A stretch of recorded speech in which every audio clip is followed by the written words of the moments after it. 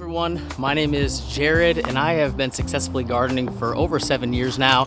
Today we're going to take a little trip around the garden and I'm going to show you some essential tools that you need to be a successful gardener. You don't need fancy stuff, but I have noticed that over the past few seasons there are some essentials that you are going to want. So let's take a trip around the garden. I'll show you some things. All right, so we are here next to one of my grapevines and we're going to combine number 1 and number 2 together because I think they're that important. So number 1, good pair of gardening shears, whatever you want to call them. I'm constantly pruning, especially if you're doing something like perennials and fruits and grapevines and blackberries. Those things require a lot of pruning. Pear trees, right? We have to prune those throughout the season and every winter. So the first thing that you're gonna want, it doesn't need to be anything crazy, but just some sort of pruning shear that's handheld, that's small, that you can kind of clip things off as you need. Make sure they're sharp, but again, you don't have to spend a ton of money on this. Just make sure that they will work for you. Number 2, twine. I use twine for tons of things. So for instance, I have pepper plants that are growing like crazy in this heat. It's very hot and I'm very sweaty. I put a stick in the ground, tie some twine around it, and use it to prop up my pepper plants. I also use it to tie my blackberries up to the trellis that they're on. So just some really cheap twine, I got it from a hardware store, is number 2 of must-haves for gardening. All right, in taking a trip past the grapes, we are gonna go right here to the edge of the yard. So number 3 is a very good, or I shouldn't even say very good, adequate wheelbarrow. I got it at a hardware store. There's the view.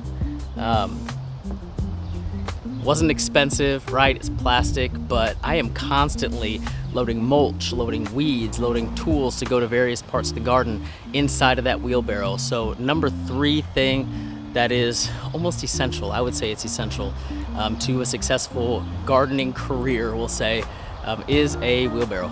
All right, so we're over here at the raised bed.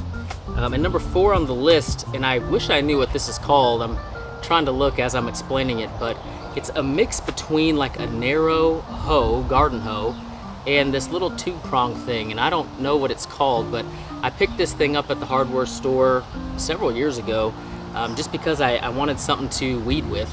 And I find myself going to this tool over and over and over again for many, many years. So I've used this tool to rip up sod, right? So when I was putting in the garden on the other side where the blackberries and blueberries are, I had a bunch of grass there. And so I used this tool to kind of dig into the ground and pull up the sod so I could lay down my mulch, back to Eden method. I use this for weeding. So if I have a ton of weeds or I don't want to get on my hands and knees and pull weeds by hand, sometimes I'll just get in and I'll dig that weed out by the root and pull it out, and there we go. Sometimes I use this to dig holes for new plants. Again, you just kind of use the prongs, loosen up the soil, use this to kind of dig it out. I've never been a fan of just a small handheld shovel. I shouldn't say I've been a fan, I've never had one, but I've done all my gardening with something like this and a full-size shovel. So number 4 on the list, whatever this is called, the garden hoe with the 2 prongs, this is number 4 of a must-have tool for gardeners. All right, so we are beneath the grapes and the arch trellis, and number 5, must-have. This is an absolute must-have, y'all. T-post driver.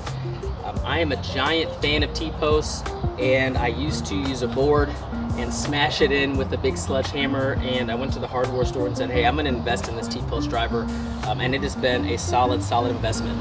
I use T-posts for everything. I use them for building trellises like this. I use them for putting up fencing around my garden to protect from pests. I use it for the other grape trellis. I mean, T-posts are everywhere. I have them laying everywhere. I even use T-posts sometimes to drive it in and prop up trees that need to be standing up straight. It would be a whole lot harder to drive those in without this T-post driver. These are not super expensive. They're gonna last forever. So number 5 on the list is a good T-post driver. All right, and we're gonna walk through the trellises here. Watch my steps so I don't trip and fall. And we're gonna get to number 6. And I'm glad it's shaded here because it is hot and it's humid. So let's kind of go down here. Number 6 is a pair of good shears. And I say good, look how rusty these things are.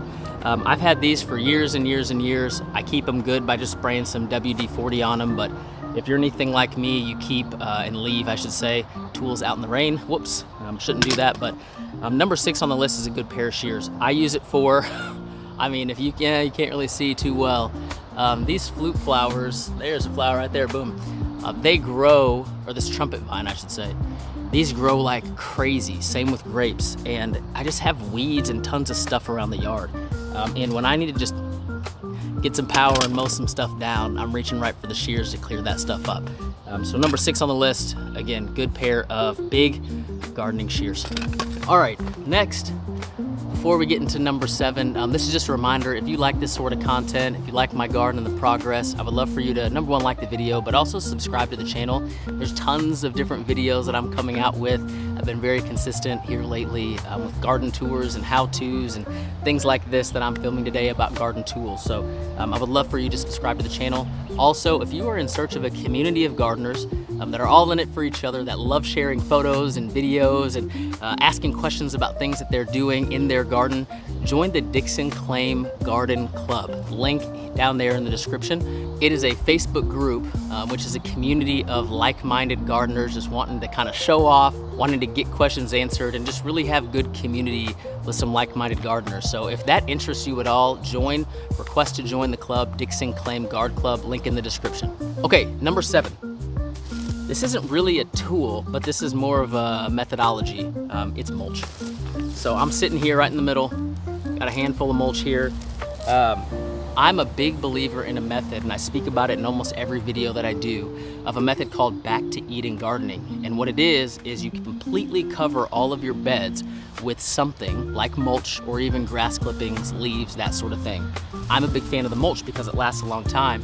But what it does a few things. Number 1, it makes sure that it retains moisture in the soil. It's a cheat code, guys. I have had this method going for 5+ years, and even in this Midwest heat, it's almost 100 degrees out today, I rarely have to water, especially for my established plants. Sometimes I'll water my new stuff just to make sure they set in okay. But for my established plants, I'm hardly ever watering, and it's because of this Back to Eden method. Another thing that it does is it creates just an amazing ecosystem underneath the soil for bugs, worms, everything to just break down and decompose that soil. It keeps the soil nice and loose, not compact, and it also adds nutrients to the soil. So as these wood chips, as the grass clippings start to decompose, it's adding nutrients back into the soil. The whole idea with this methodology is that when you go in the forest or you go in the wild in a field, you don't see bare dirt. You see dirt that has things covering it, and it's adding nutrients, it's creating that ecosystem. So by adding the mulch, I am recreating that inside of my garden, and it makes things a whole heck of a lot easier for me to maintain. So number 7 in must-haves for a garden is wood chips, grass clippings, some sort of ground cover, and that's called the Back to Eden method. All right, and last but certainly not least, number 8, T-posts. So you heard me talk about the T-post driver, now we're talking about the T-posts. I have tons of T-posts everywhere in this garden. I use them in this case, move this camera so you can see. I use them in this case to prop up trees that need to be standing more upright. Sometimes I'm using them to build trellises. Sometimes I'm using them as a border around my garden to put up fencing for pests. I use T-posts all of the time. You don't need anything fancy. These are cheap T-posts from the hardware store. But in my opinion, you do need T-posts. So the last one, number 8 of must-have things, must-have tools for a garden is T-posts. All right, so I hope you enjoyed the video. Hopefully you learned something. Go out and grab some of these tools to have a successful season. Be on the lookout for more videos to come. Make sure to like and subscribe, and we will talk very soon.